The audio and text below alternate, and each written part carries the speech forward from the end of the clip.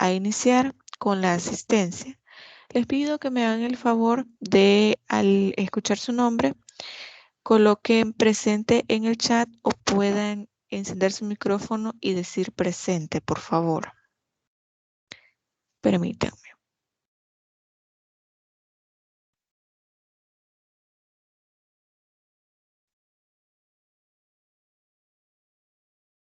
Ok.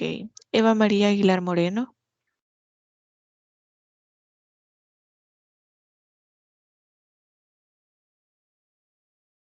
Neftalí Salvador Aguilar Reyes. Presente. Ok. Daira Lisbeth Araujo Beltrán. Presente. Ok. Doris Alexandra Bonilla Bermúdez. Buenos días, presente. Buenos días, gracias. José Lisandro Bonilla Juárez. Presente. Ok. Génesis Guadalupe Calles Reyes. Presente. Okay. Julissa Carolina Canales Beltrán. Presente. Leslie Nicole Cerón Castaneda. Ana Karina Chávez Campos.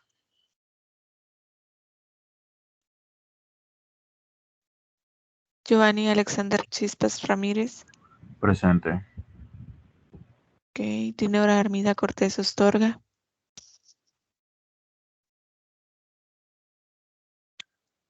Fabiana Elena Cruz Campos, perdón. Carla Elizabeth Díaz Alvarado. Kimberly Adamaris Gómez Pais. Presente, licenciado. Ok. Katie Oneida González Lara. Buenos días, presente. Buenos días, gracias. Lourdes Alexandra Guzmán Romero.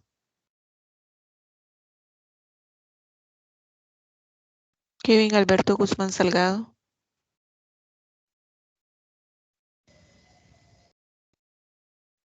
Luz Elena Hernández de Ríos. Presente. Ok, gracias. Claudia Verónica Hernández Salmerón.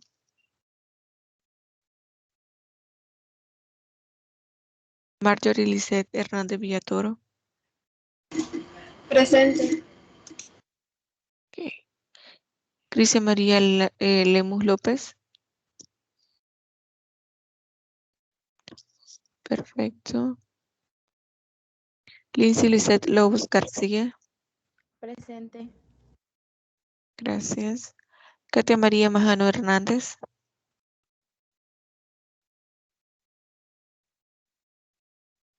Manlio Alfredo Martínez Orellana. Presente. Ok, gracias. Alicia Mercedes Ortiz Alfaro.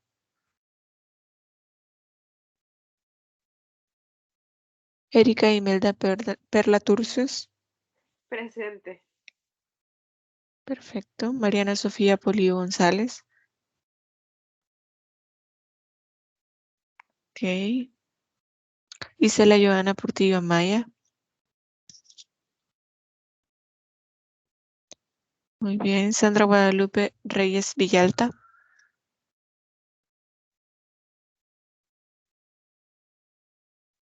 Cindy Emily Rivas Cañas. Presente. Ok. Ya también agregué a Sandra. Y a Cindy. Diego Armando Rivera Ángel.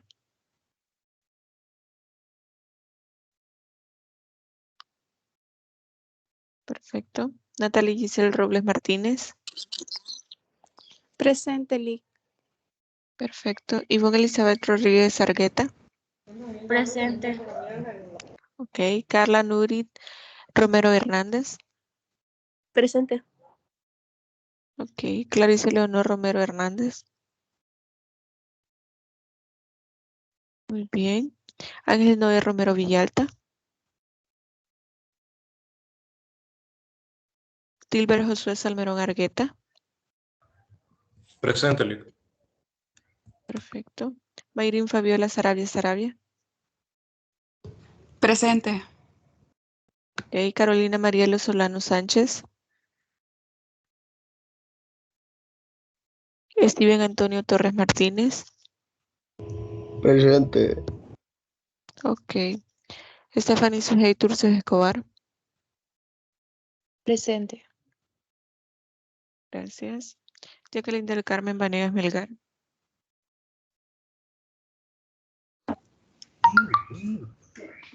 Jairo Miguel Vázquez Fuentes.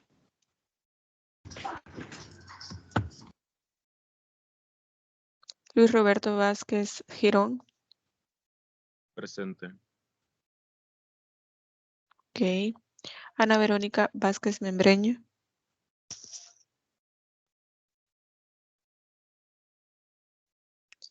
Noa Susana Velázquez. Perdón, Noa Susana Velázquez. Presente. Ok. Andrés Alexander Ventura Melgar.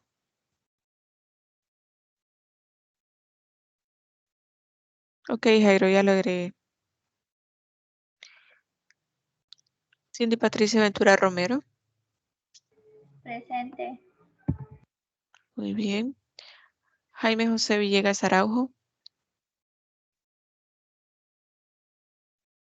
Ok.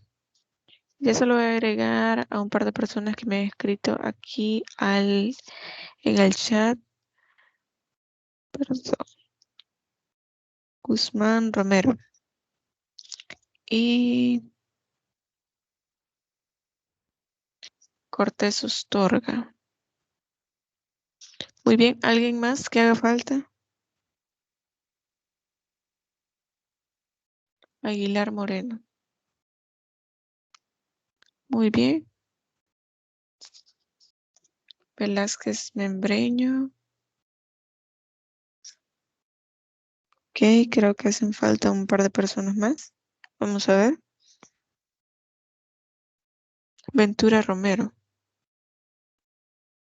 Ya la había agregado, Cindy. Ok, vamos a dar inicio entonces a la sesión de este día. Solo les voy a compartir la pantalla con el contenido que ya tienen disponible en la plataforma. En este caso ya les había anunciado desde la semana anterior el tema que vamos a ver. Esta presentación, ustedes ya tienen el mismo contenido exactamente, solo he agregado un par de imágenes. El mismo contenido ya está disponible en formato Word. Pero si ustedes quieren, les puedo agregar estas presentaciones también a la plataforma. Solo lo hago para que visualmente sea un poco más atractivo y no veamos solamente un documento de Word. Entonces, el tema, como les había mencionado, se los adelanté desde la semana pasada, me parece. Y les decía que primero íbamos a ver la teoría de la norma jurídica como tal y ahora vamos a ver la teoría del ordenamiento jurídico. Y por eso les adelantaba un poco en las 25 preguntas que ya les había hecho, qué era el ordenamiento jurídico. Y ya hemos hablado de eso, ya trabajamos en las definiciones la semana pasada también, porque este tema, el que vamos a ver este día, es una introducción. Este tema por lo menos lo vamos a estar viendo unas 3 semanas, porque incluye aspectos importantes. ¿Qué es el ordenamiento jurídico o la teoría como tal del ordenamiento jurídico? ¿Cuáles son los elementos que componen al ordenamiento jurídico? ¿Cuáles son los principios que rigen el ordenamiento jurídico? ¿Cuáles son los problemas que pueden existir dentro del ordenamiento jurídico? Y por último, ¿cómo se pueden solucionar esos problemas que se suscitan en el ordenamiento jurídico? En la clase de hoy creo que va a ser un poco corta porque solamente vamos a ver, como les decía de forma introductoria, qué es el ordenamiento jurídico y uno de los primeros principios, y vamos a dejar los elementos para la próxima clase. Entonces, en este caso, el ordenamiento jurídico, nosotros debemos tomar en consideración cómo está organizado nuestro país. La organización política y jurídica de la República de El Salvador está basado en la Constitución de la República. Por eso es que en muchos de los contenidos que nosotros hemos estado viendo tomamos como base la Constitución de la República. Y cuando veamos la definición de cada uno de los elementos del ordenamiento jurídico, vamos a ver por qué la Constitución es tan importante. Muchas personas dicen que es como la norma primaria, la norma base, de donde deviene o donde se ramifica todo el ordenamiento jurídico. Pero para esto quizás voy a ir adelantando un par de ideas de los temas que vamos a ver próximamente. Vamos a ver, por ejemplo, por qué no puede existir contradicción entre cualquier norma que se va a crear con la Constitución de la República. ¿Se han puesto a pensar ustedes si de tantas normas que nosotros tenemos en nuestro país, si el hecho de que algunas sean más antiguas que otras hacen que tal vez por error pueda haber una contradicción entre lo que ya está vigente en una norma de, por ejemplo, del 2000, 2001, solamente para que ustedes lo vean como un ejemplo, a una norma que se crea en el 2022? Entonces, si existe alguna contradicción, ¿cómo vamos a resolverlo? Todo eso lo vamos a ir viendo en las próximas clases. Pero lo que quiero que nosotros veamos con esta pequeña introducción que les he colocado acá es que el Estado salvadoreño es un Estado soberano, por lo cual tiene la potestad de poder crear su propio sistema jurídico. Es decir, normas que puedan ser aplicables solamente en nuestro país y, como ya lo habíamos hablado, para aquellos extranjeros también que estén dentro de nuestro país, y solo excepcionalmente algunas normas salvadoreñas se pueden aplicar en otros países, pero eso lo van a ver en otra materia. Esta soberanía reside en el pueblo. ¿Qué es la soberanía? La independencia que nosotros tenemos como Estado, es decir, como pueblo salvadoreño, de otros países. Ningún otro país puede venir aquí a El Salvador a decir, no, esa norma no deben crearla, deberían crear esta, de esta y de esta manera. No se puede, precisamente por la misma soberanía. Lo que se puede hacer es que se pueden hacer sugerencias por parte de organismos internacionales o pueden instar a la creación de alguna ley, pero no es una obligación, porque precisamente la soberanía lo que trata es de mantener la independencia, que el poder sea desarrollado precisamente para el pueblo salvadoreño. Y aquí mismo dice que la soberanía reside en el pueblo, y esto lo vemos en el artículo 86 de la Constitución de El Salvador. Todos como pueblo, es decir, hombres, mujeres, niños, niñas, etcétera, todos conformamos el pueblo. Por lo tanto, somos cada una de las personas de este Estado salvadoreño quienes tomamos las decisiones. Entonces, esto se va a ejercer de forma prescrita, es decir, nosotros ya tenemos una forma en la cual vamos a establecer cómo se va a desenvolver este poder que nosotros tenemos como pueblo. En clases anteriores yo les decía que, por ejemplo, nosotros elegimos a nuestros representantes porque el Estado salvadoreño tiene una forma representativa, es decir, yo le doy el poder a un diputado que yo haya elegido con total libertad a través de un voto, de una votación, de unas elecciones populares y que son públicas. Yo elijo a esta persona. Lo mismo pasa con los alcaldes, con los concejales, con las personas que van al Parlacen, con el presidente de la República, etcétera, porque deben ser elegidos en votación popular. Una vez que nosotros elegimos a nuestros representantes, ellos ya tienen funciones definidas dentro de la Constitución de la República. ¿A qué voy con todo esto? Porque si se dan cuenta, todavía no he llegado a la definición de ordenamiento jurídico. ¿A qué voy con todo esto? Es necesario que este poder se pueda dividir y organizar dentro de los límites que la misma Constitución de El Salvador manda. Por eso yo les decía, yo elijo a un diputado que está más o menos alineado a mis convicciones políticas, a mis creencias, etcétera. Lo elijo por la razón que sea. Entonces, esta persona ya tiene funciones que están definidas dentro de la Constitución de la República. Ese es como el parámetro en el cual se puede mover esta persona y decir, bueno, yo tengo esta facultad porque está amparado o avalado a través de la Constitución de la República. No sé si alguien tiene alguna pregunta o se le encendió el micrófono a alguien. No sé si podrían verificar si se les encendió el micrófono, por favor. Ok, muchas gracias. Si quieren hacer alguna pregunta, si voy muy rápido, si quieren agregar algo, solamente enciendan su micrófono y con todo gusto lo vamos a escuchar. Entonces, les decía que ya se tienen estos parámetros para la Asamblea Legislativa, para el órgano ejecutivo, para el órgano judicial, para la Fiscalía, para la Procuraduría, etcétera.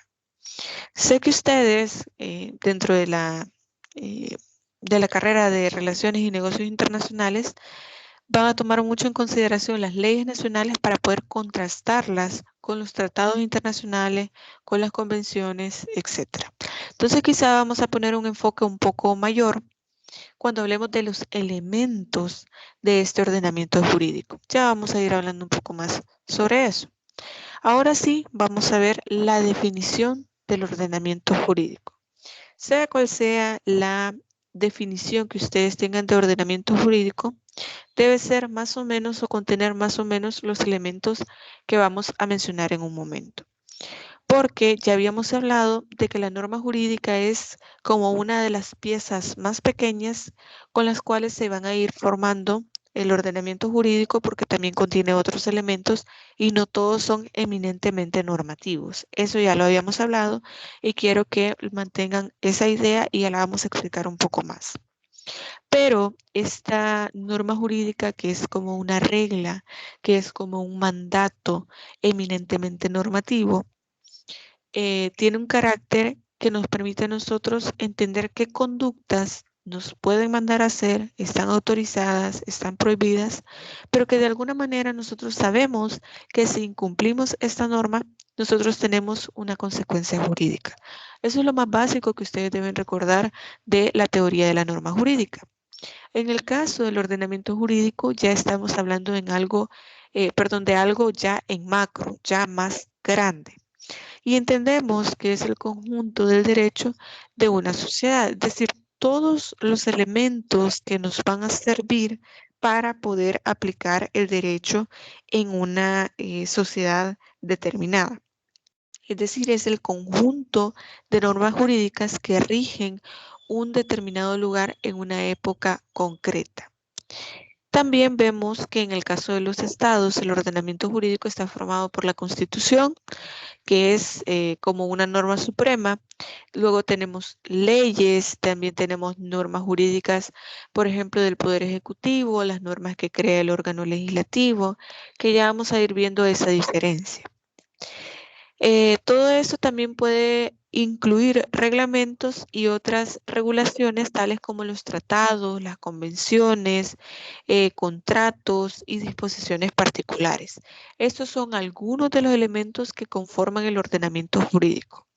En palabras simples, el ordenamiento jurídico es todo aquel conjunto de elementos que permiten la aplicación del derecho en una sociedad. Si ustedes se fijan, cuando vemos elementos tan diferentes como lo son la Constitución de la República, las leyes secundarias, cuando digo leyes secundarias estamos hablando, por ejemplo, del Código de Familia, del Código Civil, de la Ley Especial de Adopciones, de todas las leyes que nosotros tenemos, de la Ley de Medio Ambiente, del Código de Salud, etcétera. De todas estas leyes, a eso se le llaman leyes secundarias. Pero vemos que eso es completamente distinto, por ejemplo, a los reglamentos. Es diferente a los contratos. Los efectos que tienen son diferentes, pero de alguna manera nos permiten a nosotros la aplicación del derecho en una sociedad. Entonces, eso es lo que no debemos perder de vista.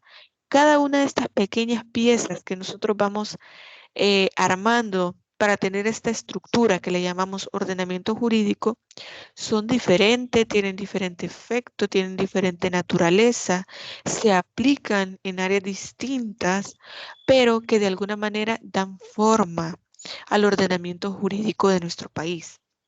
Para que se pueda, digamos, graficar de una mejor forma, les traje esta imagen para que puedan ver ustedes.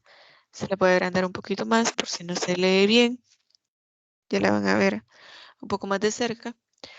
Esto que ustedes ven acá es la representación de algo que se llama la pirámide de Kelsen. Sobre Hans Kelsen ya hemos hablado anteriormente, él es uno de los precursores más grandes de la teoría del derecho, pero ha desarrollado diferentes elementos o diferentes teorías, más bien, que han abonado el entendimiento de qué es el derecho, la teoría de la norma jurídica, también la teoría del ordenamiento jurídico. Pero quiero que veamos que así es como se concibe, digamos, de una forma un poco histórica, porque ya se ha superado esta idea de la pirámide de Kelsen, en donde se colocaba la Constitución en la cúspide del ordenamiento jurídico y se mencionaba que como es la norma suprema, la norma primaria, que todo lo demás del ordenamiento jurídico deviene de esta Constitución de la República. Esto tiene un sentido lógico por la idea que yo les mencionaba al principio, al decir que no debe haber, posiblemente lo haya por algún error, pero no debe, o sea, no es un mandato que no deben existir normas jurídicas, ya sean en los tratados internacionales, en los decretos, reglamentos, ordenanzas, leyes secundarias, no debe haber ninguna norma que contradiga la Constitución de la República. Por eso la Constitución se coloca en la cúspide, entendiendo que como norma suprema, y ustedes me van a decir, pero mire, Lick, ¿por qué elegir a la Constitución como la norma suprema? Esto es bastante sencillo, por unas ideas que yo ya les había mencionado en otras clases. Primero, porque ustedes en la Constitución de la República, en la primera parte de la Constitución, van a notar que ahí está la declaración de todos los derechos que nosotros tenemos y cuáles son las instituciones que permiten el cumplimiento de estos derechos. Permítanme, por favor.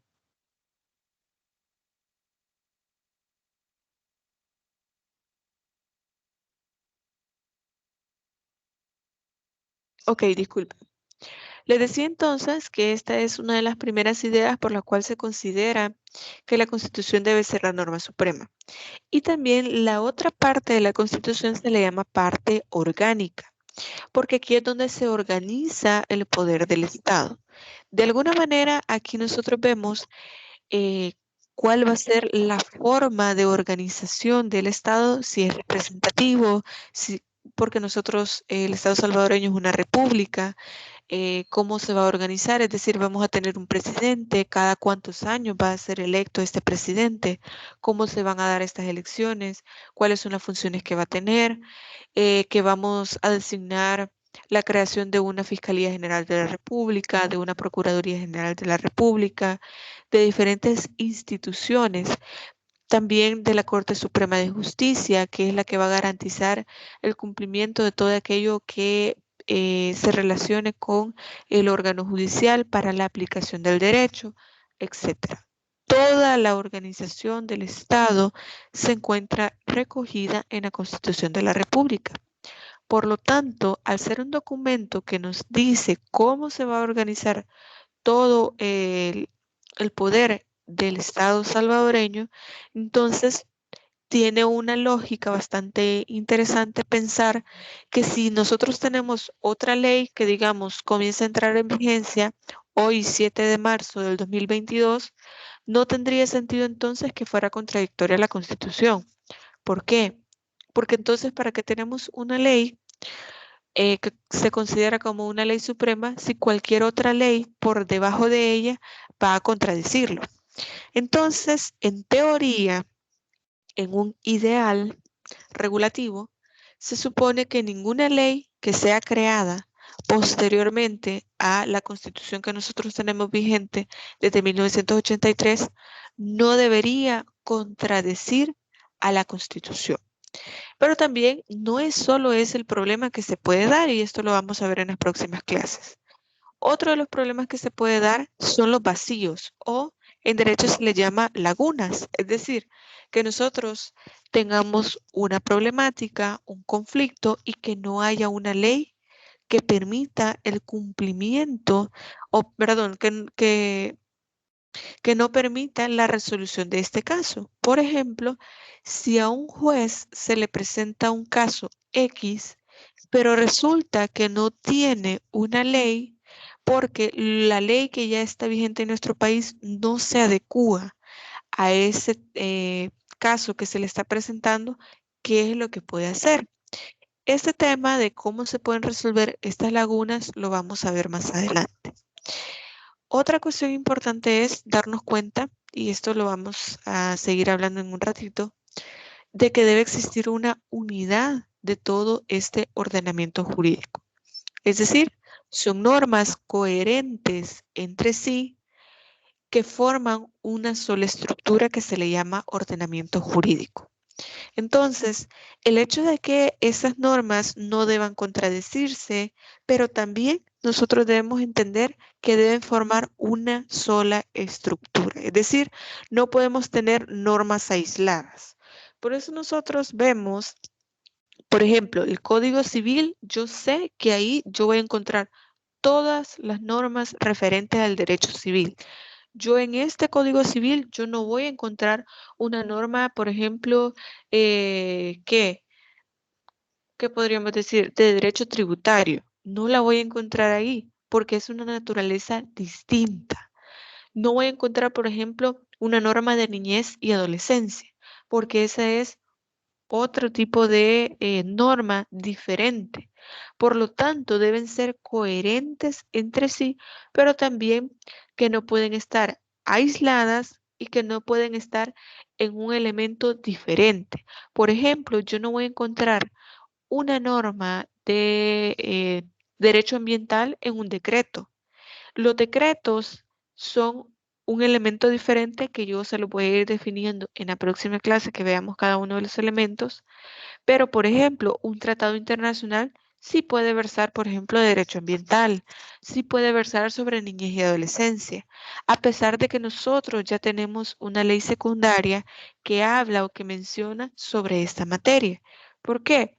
Porque la naturaleza de los instrumentos es diferente.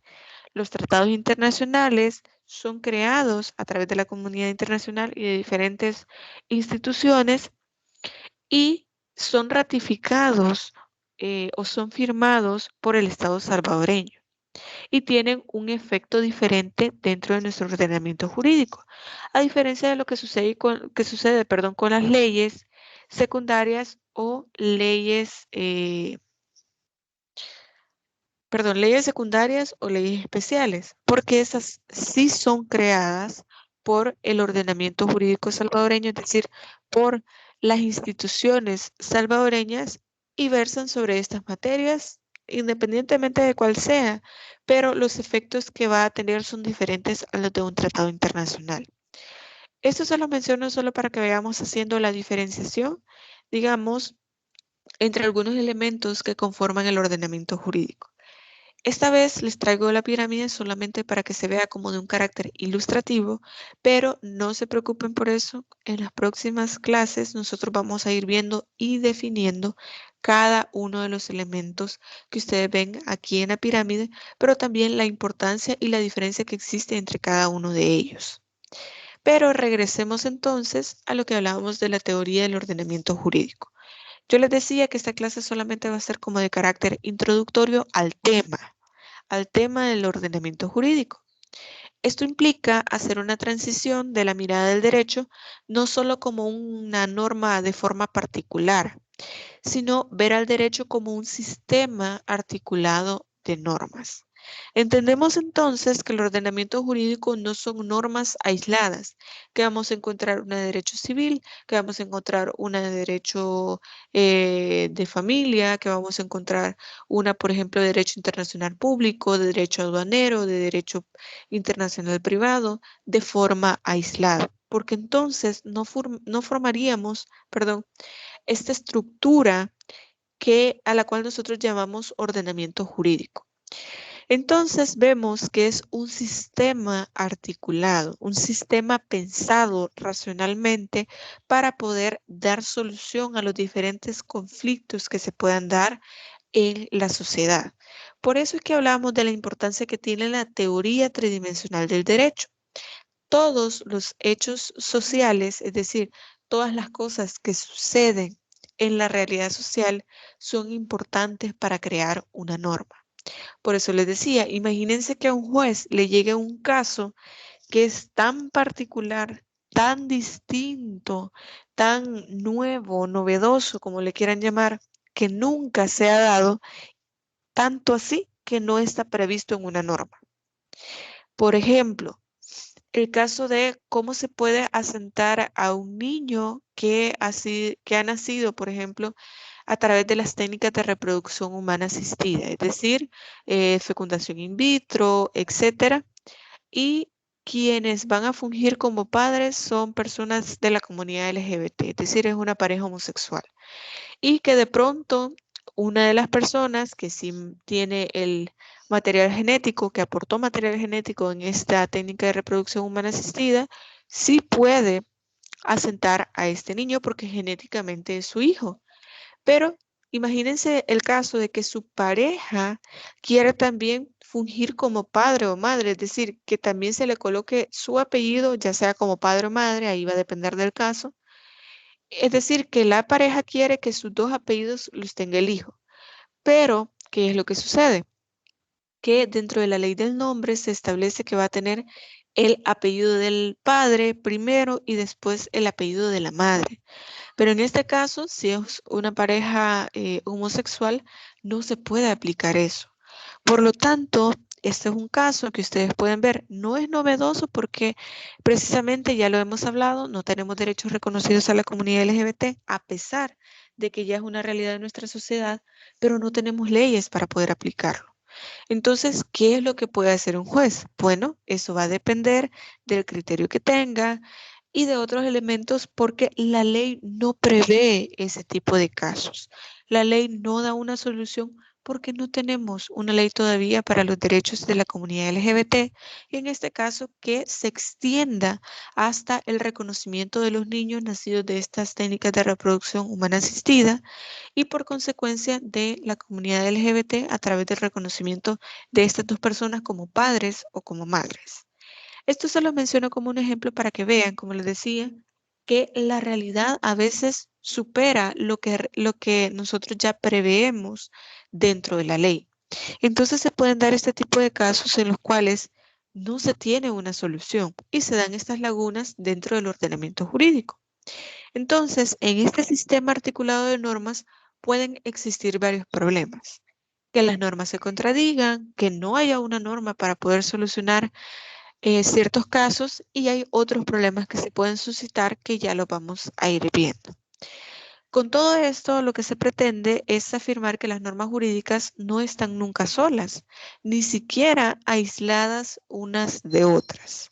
Por lo tanto, nosotros no vamos a encontrar una norma, es decir, un artículo que de pronto hable de una situación particular que no pueda ser contenida en una ley, que no pueda ser contenida en un código, que no pueda ser contenida en algún otro elemento que forma parte del ordenamiento jurídico. ¿Por qué?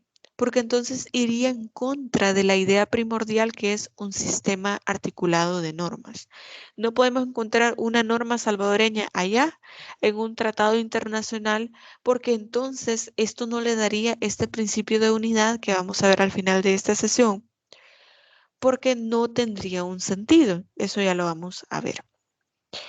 Entonces, y menos todavía en sistemas jurídicos complejos como los que están vigentes en las sociedades ya desarrolladas. ¿A qué se refiere a un sistema complejo? No es un sistema simple como los que se pueden tener en otros países, sino un sistema que integra diferentes elementos.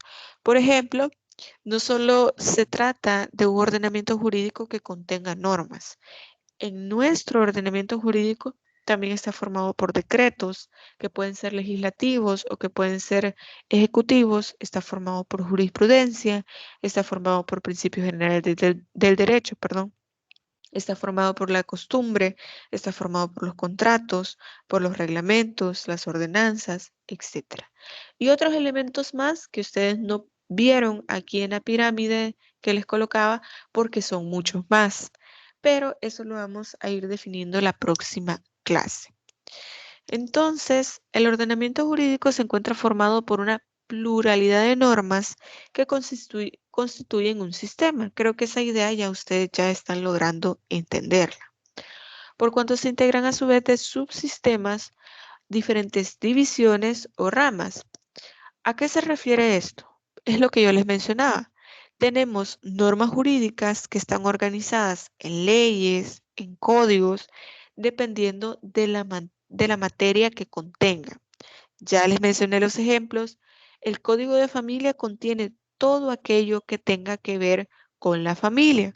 Por ejemplo, matrimonio, divorcio, adopción, tutela, los derechos de los cónyuges, los derechos de los niños, niñas y adolescentes, etc. Todo eso está contenido dentro del Código de Familia. Yo no voy a ir al Código de Medio Ambiente esperando encontrar una norma del derecho de familia. ¿Por qué? Porque el mismo sistema jurídico ya ha dividido las leyes secundarias o los códigos o las leyes, como lo quieran llamar, ya lo ha dividido en subgrupos, en ramas, que están ligadas entre sí por ciertos supuestos o principios que asimismo se vinculan y se organizan. Por ejemplo, siguiendo con el ejemplo del Código de Familia. El Código de Familia habla de todos estos temas que yo les he dicho, pero también tenemos otras leyes que también se relacionan. Por ejemplo, la ley transitoria del estado del registro, perdón, del registro familiar y los regímenes patrimoniales del matrimonio, tenemos también que se relaciona con la ley del nombre, se relaciona también con la ley especial de adopciones, se relaciona con la ley PINA, que es la ley de protección integral de la niñez y adolescencia, y con otras leyes que son diferentes, digamos, de alguna manera son leyes especiales, pero que también se relacionan con todo aquello que tiene que ver con el derecho de familia. Y así tenemos las normas del Código Penal.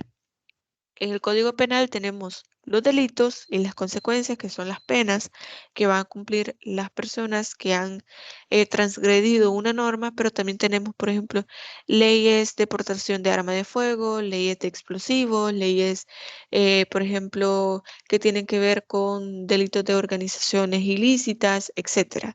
Son leyes fuera del Código Penal, pero que se relacionan con el Código Penal. Y ustedes me van a decir, ¿por qué no se hace entonces una sola ley? Es decir, que el Código de Familia contenga las demás leyes o que el Código Penal contenga también las demás leyes. Lo que sucede es que las que les mencioné, diferentes a los códigos correspondientes, son leyes especiales que se van creando a través del tiempo y ya vamos a ver ese criterio de solución de algunos elementos o problemas que se dan dentro del ordenamiento jurídico.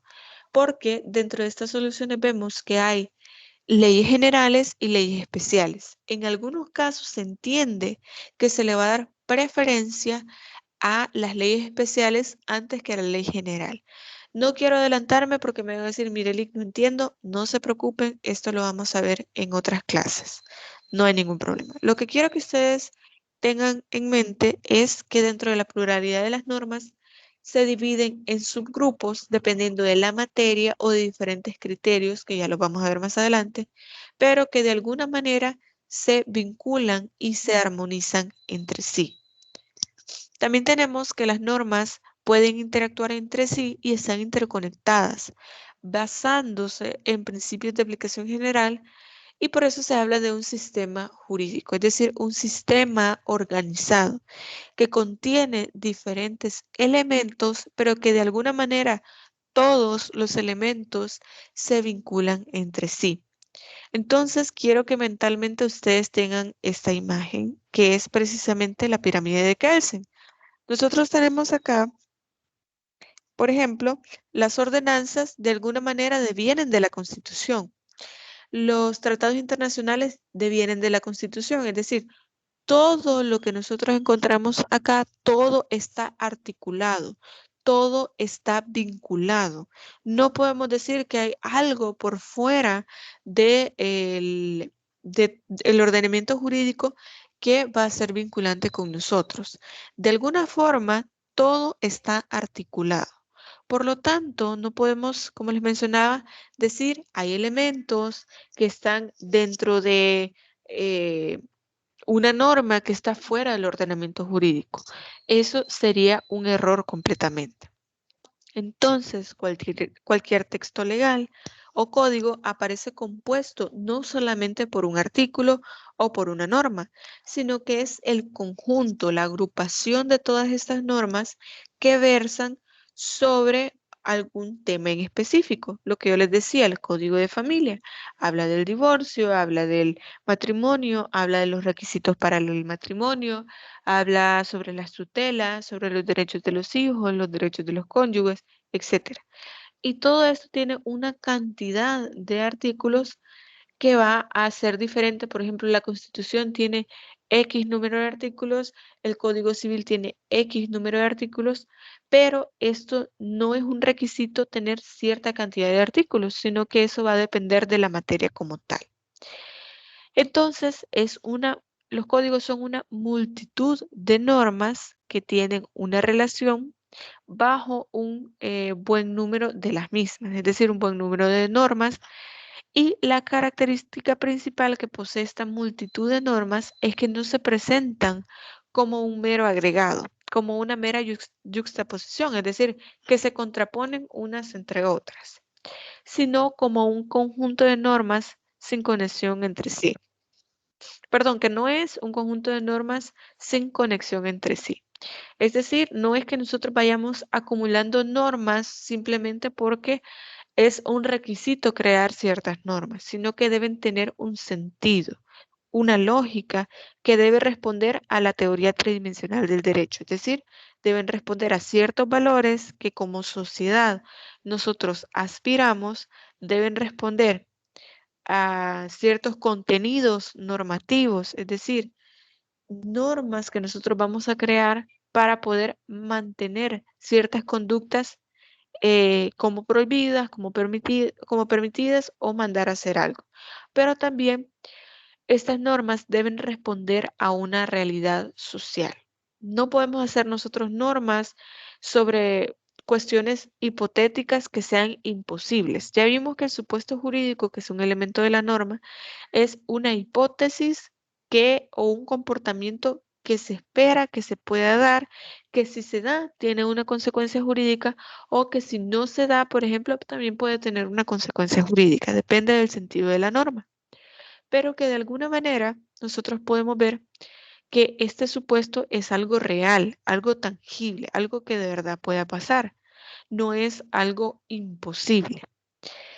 Entonces, dentro de este sistema, no se está formado por normas como una masa uniforme, sino un conjunto de una mera acumulación o sedimentación colocándolos por encima una de otras a medida que se van creando. Es decir, con el paso del tiempo, como ustedes pueden ver, yo les mencionaba que la Constitución de la República está formada fue creada en 1983. Es decir, todo lo que se ha creado desde 1983 es una acumulación de normas lógicas que tienen un sentido, que responden a una realidad social y a todo lo que hemos estado hablando, pero no es una mera sedimentación, es decir, que se van apilando ciertas normas, sino que deben responder a algo. Y eso es algo que vamos a ver en las próximas clases, la efectividad de la norma. No sirve de nada crear normas que no respondan a un elemento que se da en la sociedad, que no respondan a nada, que no solucionen nada. No tiene sentido crear una norma de ese tipo. Por lo tanto, las normas que se crean y que podemos decir que vamos acumulando son normas que responden a la realidad actual.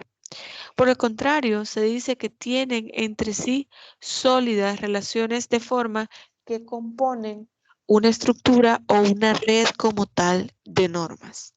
Todo esto es como una columna vertebral que va dando forma al ordenamiento jurídico, es decir, a una totalidad, un conjunto organizado de forma sistemática que en la teoría del derecho se le denomina ordenamiento jurídico.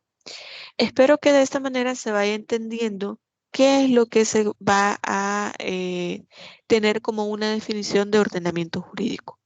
Por eso lo vemos como si fuera una columna vertebral, como una organización que va a dar forma a todo lo que nos permita aplicar el derecho. Por eso les decía, no todo es eminentemente normativo. Tenemos principios generales del derecho, la costumbre como fuente del derecho, que es un tema que vamos a hablar al final. Creo que el último cómputo lo vamos a ver. Pero también tenemos el tema de las leyes, de los tratados internacionales, de la Constitución, que sí contienen normas eminentemente normativas. Valga la redundancia, pero es para que quede claro que como tal son normas jurídicas. Luego tenemos, si nosotros nos hacemos la pregunta de ¿qué quiere decir entonces con la idea de que el derecho se conforma por un ordenamiento jurídico? En este caso, lo que tratamos de decir es que el derecho es un conjunto de normas jurídicas, pero que no es una masa amorfa o que solamente vamos a ir acumulando todas las normas que se van creando. También tenemos otros elementos. Para esto nos hacemos la siguiente pregunta. ¿Cuáles son las implicaciones de afirmar que el ordenamiento jurídico debe tener o tiene una estructura como tal? El primer elemento o la primera respuesta que nosotros podemos dar es que ese conjunto de normas está vertebrado por una serie de relaciones especiales entre las normas, formando entre ellas una estructura, una red jerarquizada verticalmente. Por eso yo les decía en la clase pasada que si hablamos de la clasificación de las normas por su jerarquía, lo íbamos a ver en las siguientes clases. Porque primero debemos ver, la teoría del ordenamiento jurídico para ver cuál es la organización de las normas a través de su jerarquía. Entonces, lo vemos al ordenamiento jurídico como una red jerarquizada verticalmente de normas y estas relaciones son de coordinación, no son de las normas de forma independiente, sino de forma coordinada cuando están en el mismo rango y de subordinación cuando son de distinto rango. Para esto regreso a la pirámide que teníamos para poder ver. Acá nosotros tenemos leyes secundarias y leyes especiales. Las leyes secundarias son de forma general y las leyes especiales, como su mismo nombre lo dice, son normas que versan sobre un tema en específico. Es decir, la norma general habla de diferentes temas, pero la norma especial habla de un tema de forma específica. Les pongo el ejemplo, el Código de Familia habla de todo lo que ya les mencioné, y habla un poco sobre la filiación, es decir, el vínculo entre padres e hijos y cómo se puede dar. Pero nosotros tenemos una ley especial de adopción, es decir, una forma de filiación, de relación entre padres e hijos a través de la adopción. Esta es una ley especial que solamente habla del tema adopción. No habla de un tema diferente, solamente de eso, y la ley general habla de este tema y de otros. Entonces, para que se pueda entender, estamos diciendo entonces que las leyes secundarias y las leyes especiales tienen, por estar en el mismo rango, en el mismo cuadrito, una relación de coordinación. A diferencia de lo que sucede entre las leyes secundarias y leyes especiales con los reglamentos, por ejemplo, al estar arriba o por encima de los reglamentos tienen una relación de subordinación, es decir, se subordinan ante lo que diga una ley.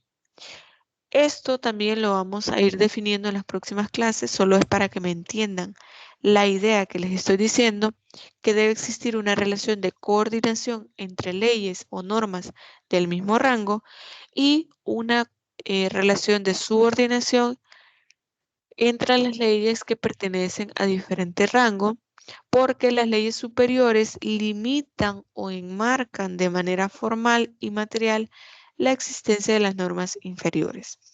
Si no se comprende muy bien esta idea, no se preocupe. En las próximas sesiones vamos a hablar de este tema. También tenemos, para responder esta pregunta que hacíamos al principio, que por otra parte, esto significa que es un sistema dinámico, es decir, un conjunto de reglas que permite la transformación, la movilidad, la flexibilidad del ordenamiento jurídico. ¿Por qué decimos que deben ser dinámicas? Bueno, porque posiblemente una ley del 2000, de 1997, de 1984, no prevé ciertos elementos que en el año 2022 nosotros ya tenemos, que era lo que yo les mencionaba con la Constitución de la República. El legislador no pudo prever la creación de las redes sociales, ni siquiera del Internet, me parece. Entonces, en la actualidad, una de las normas que deviene o que fue creada a partir del Código Penal son los delitos informáticos, es decir, aquellos delitos que se dan a través de redes sociales o de Internet. Por ejemplo, las estafas, por lo de si usted está vendiendo o comprando algo en Marketplace, en Facebook, y de pronto a usted lo estafan. O si a usted utilizan su nombre o su imagen para hacer un perfil falso y estafar a otras personas, o de poder decir o hacer algo con su imagen, también usted lo puede denunciar.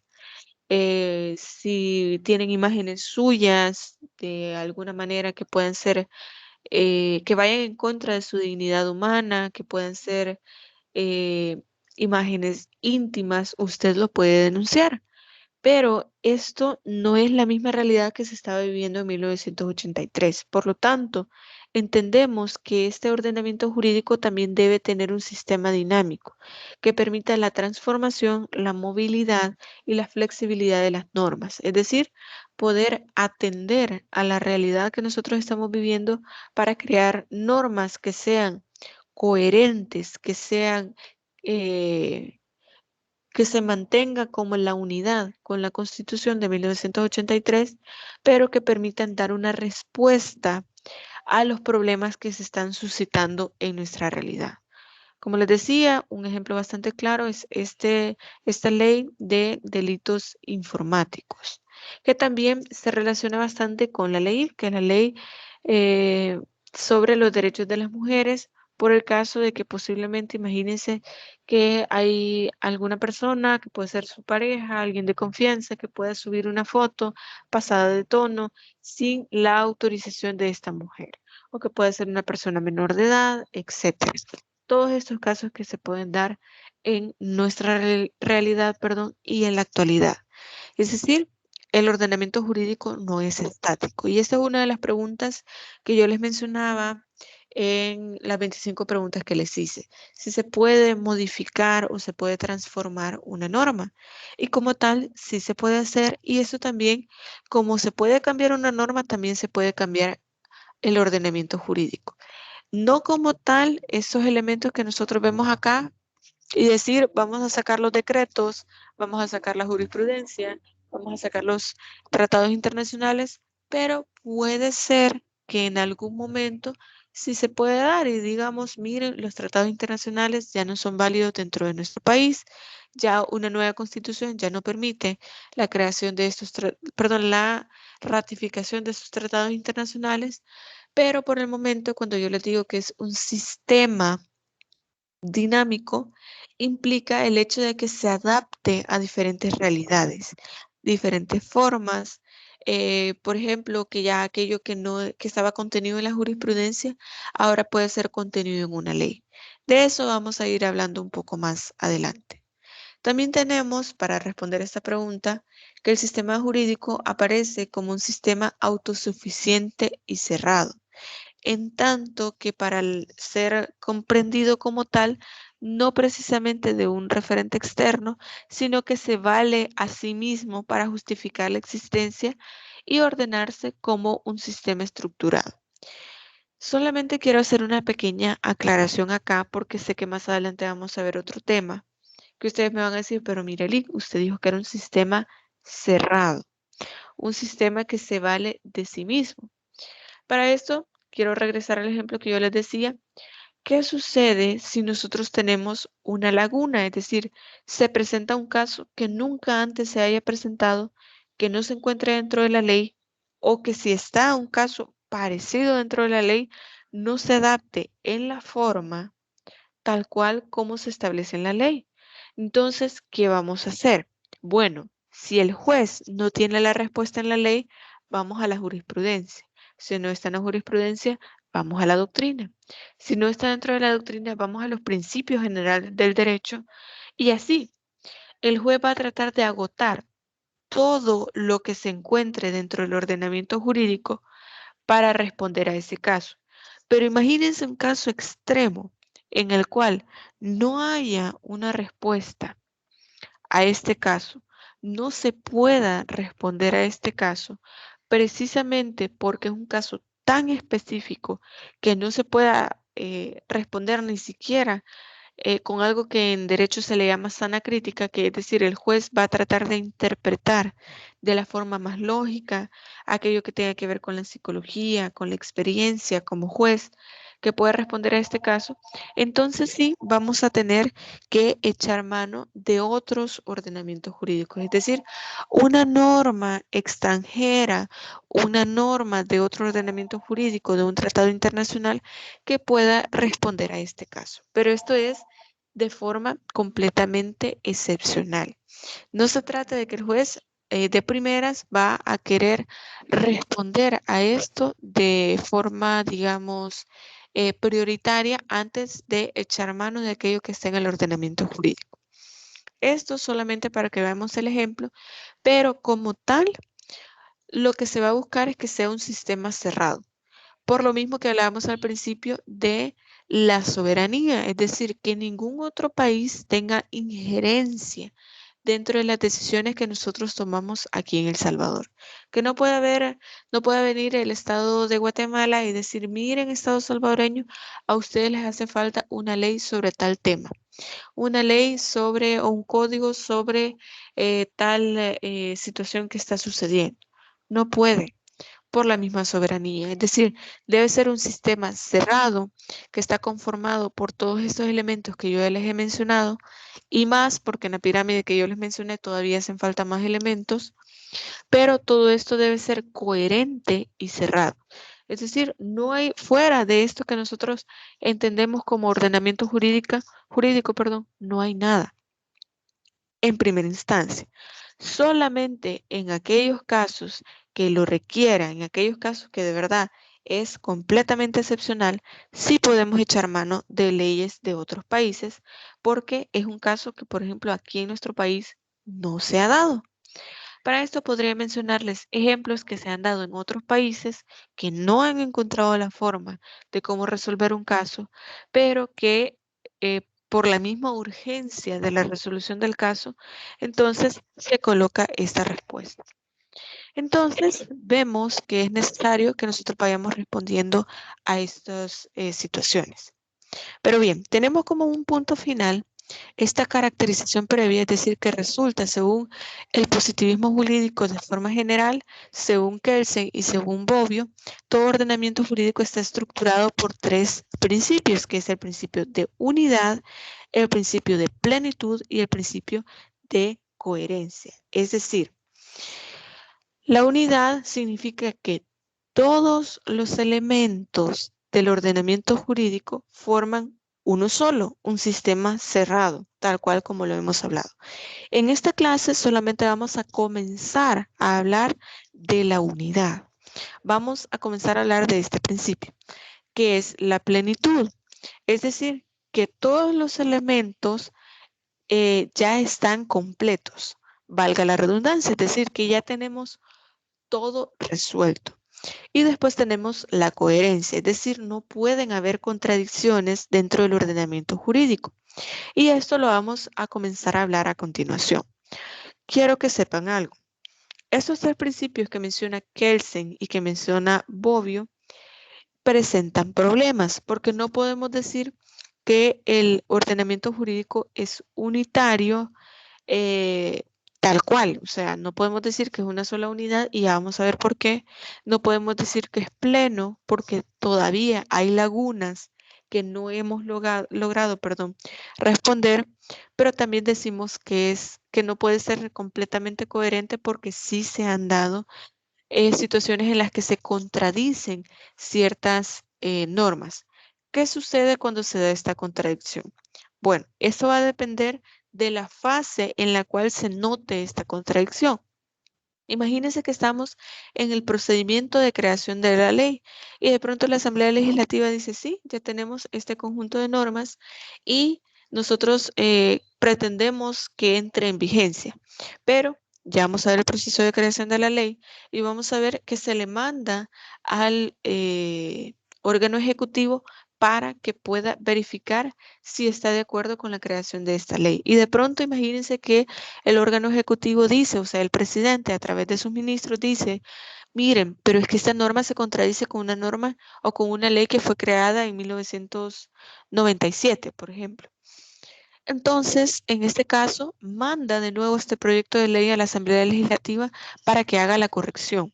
Pero ¿qué pasa si nadie nota esta contradicción? Bueno, en este caso lo que va a suceder es que va a entrar en vigencia, pero cuando se dé la aplicación de la norma, posiblemente nosotros veamos que es contraria a lo que ya teníamos anteriormente.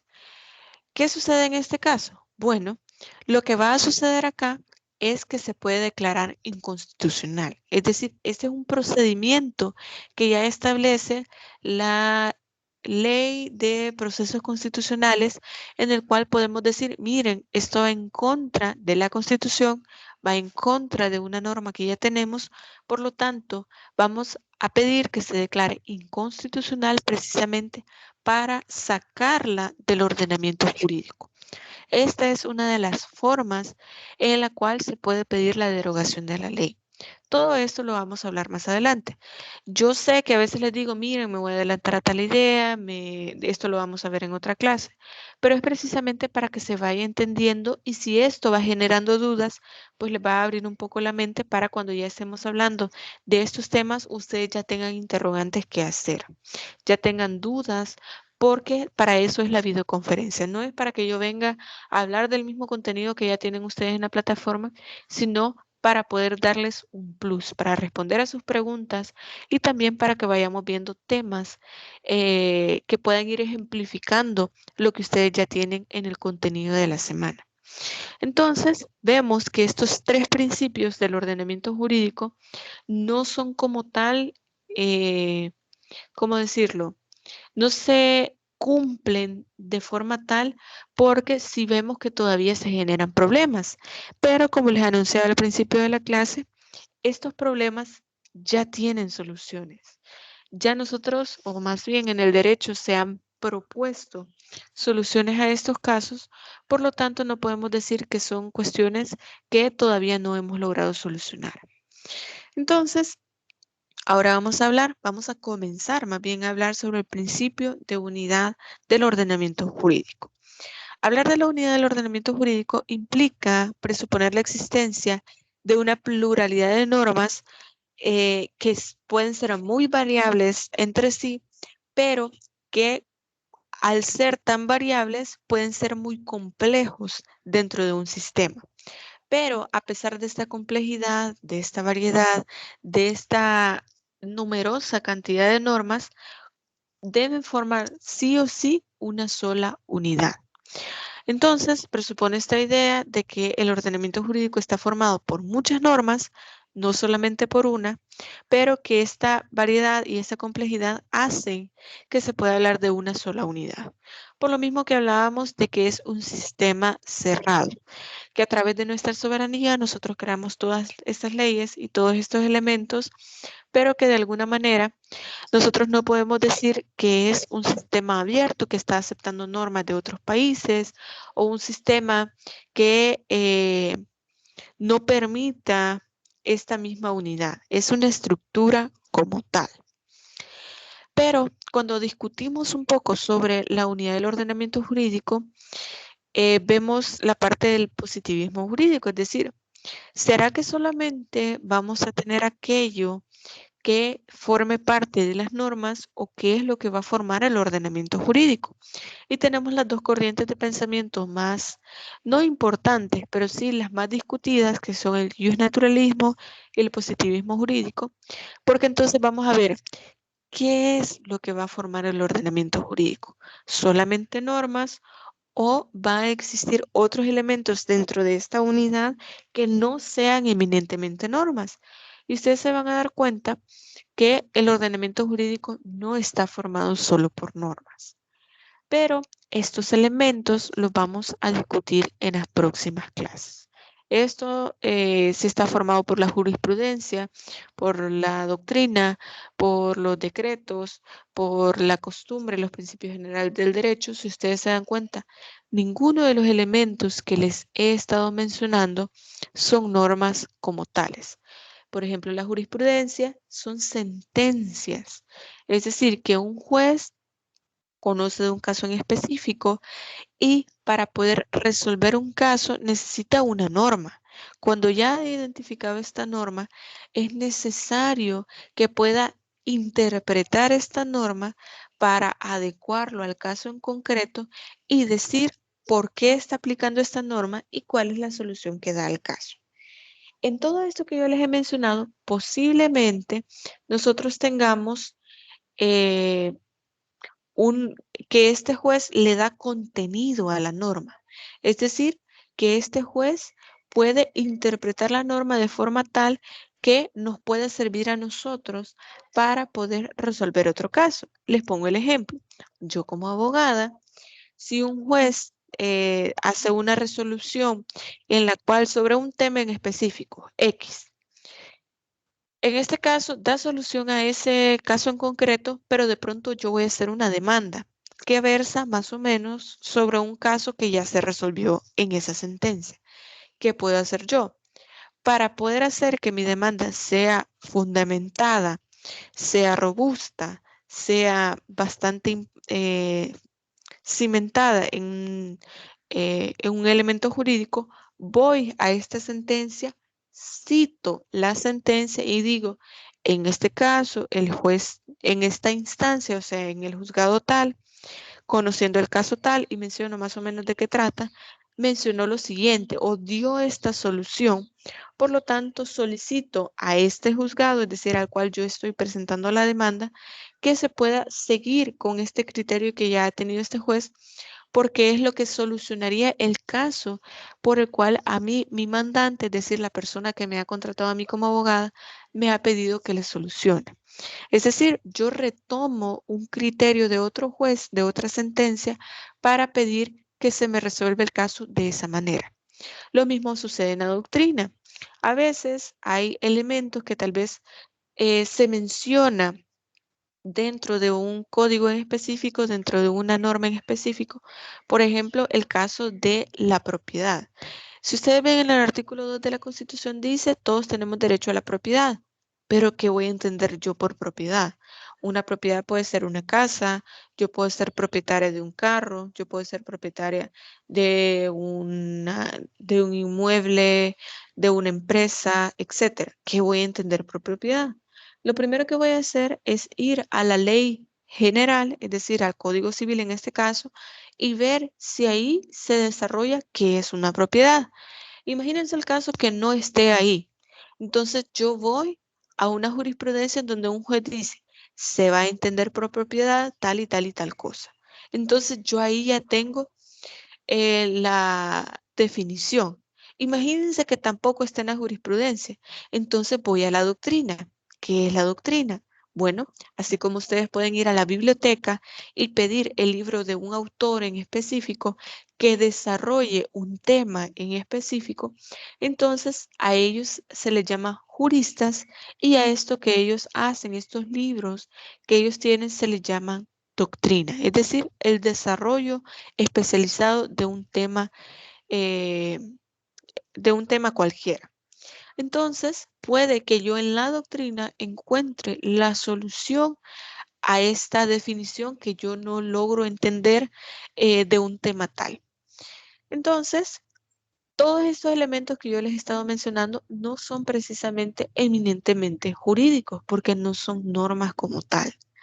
Pero, por ejemplo, le voy a poner un caso.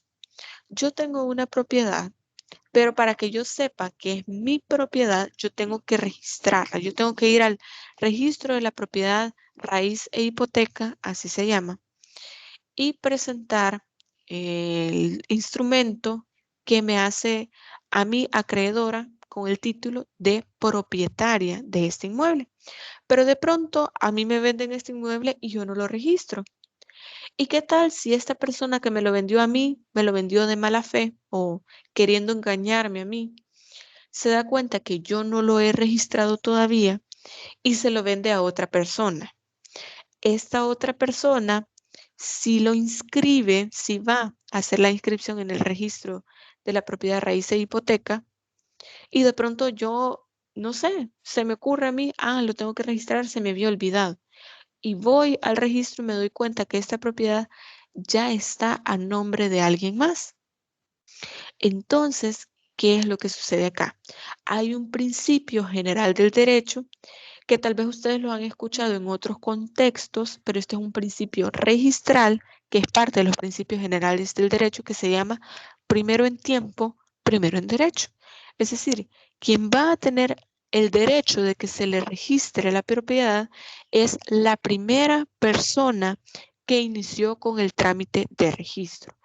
¿Por qué les traigo este ejemplo? Porque si ustedes van a ver cómo se puede dar esta idea de cómo se pueden aplicar más bien los principios generales del derecho. Yo tenía un problema que era ¿cuál? Bueno, no había registrado esta propiedad, ahora está a nombre de alguien más porque yo no la registré. Yo puedo decir, mire, yo le pagué a esta persona y aquí tengo los depósitos que le traspasé este dinero ahí al banco, que yo he hecho actos de verdadero dueño, etcétera. Esto es de derecho civil, no quiero ahondar en esa parte. Pero, ¿qué es lo que sucede? Yo no cumplí con el requisito para que a mí me hiciera acreedora de esta propiedad, de ser propietaria de este inmueble. Yo no cumplí con lo que la norma dice para la aplicación como tal de esta propiedad.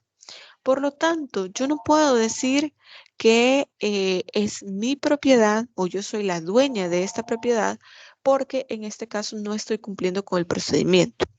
Entonces, así es como se aplica un principio general del derecho para poder solventar un caso que se puede dar en la realidad. Como les decía, en la ley ya dice que yo tuve en el momento que yo le pagué a esta persona que me dio todos los documentos, ir al registro, pero yo no cumplí con esto que dice la norma. Entonces, para poder aplicar una solución a este caso, debo ir a los principios generales del derecho, para que ustedes vean que todos los elementos del ordenamiento jurídico dan respuesta. Si no está dentro de la ley, otros elementos del ordenamiento jurídico dan respuesta a estos posibles problemas que se puedan dar. No solamente se trata de una norma como tal, sino también otros elementos. Y que esto lo vamos a ver en las próximas clases. ¿Cuáles son los elementos que forman parte del ordenamiento jurídico? Luego tenemos que también la unidad no solamente se ve de una forma positivista, es decir, de una forma en que si la norma como tal ya establece una unidad, entonces solamente vamos a tener en cuenta las normas.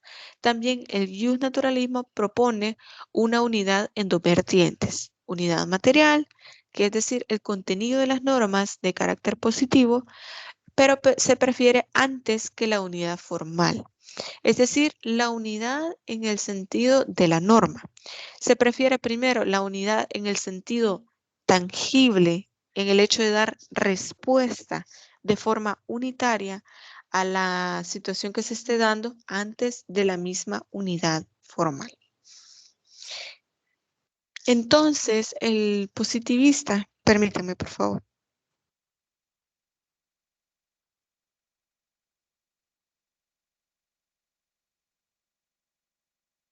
Ok, disculpen.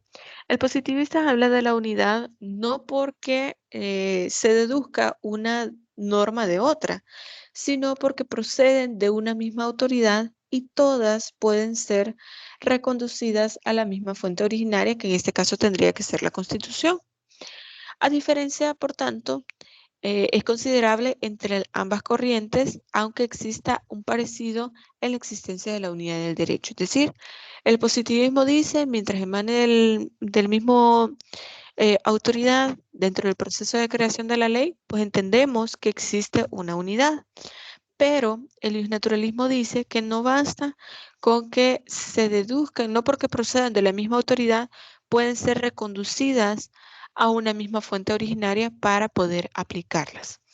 Pero en todo caso, ¿cuál es el criterio que nosotros debemos tener? El simple hecho de que una norma emane de una autoridad que está facultada para poder hacerlo y que pueda responder a ciertas situaciones o problemas que se dan en nuestra realidad, se puede entender que existe una unidad dentro del ordenamiento jurídico como tal. Entonces, esto es en un principio lo que nosotros vamos a ir viendo dentro de la teoría del ordenamiento jurídico. No me quiero adelantar mucho a lo próximo que vamos a ver las otras clases, porque antes de esto debemos ver los elementos del ordenamiento jurídico antes de ver la coherencia y antes de ver la plenitud. Con el principio de unidad no hay problema, pero para la próxima clase sí, primero vamos a ver los elementos como tal del ordenamiento jurídico y después vamos a ver los otros dos principios, la plenitud y también la coherencia. Como les decía, este tema es de carácter introductorio. Con esto ya finalizamos la sesión de hoy. Terminamos bastante temprano, pero no sé si alguien tiene alguna pregunta, alguna duda, que podamos aprovechar este espacio para poder hacerla. Licenciada, ya tenía una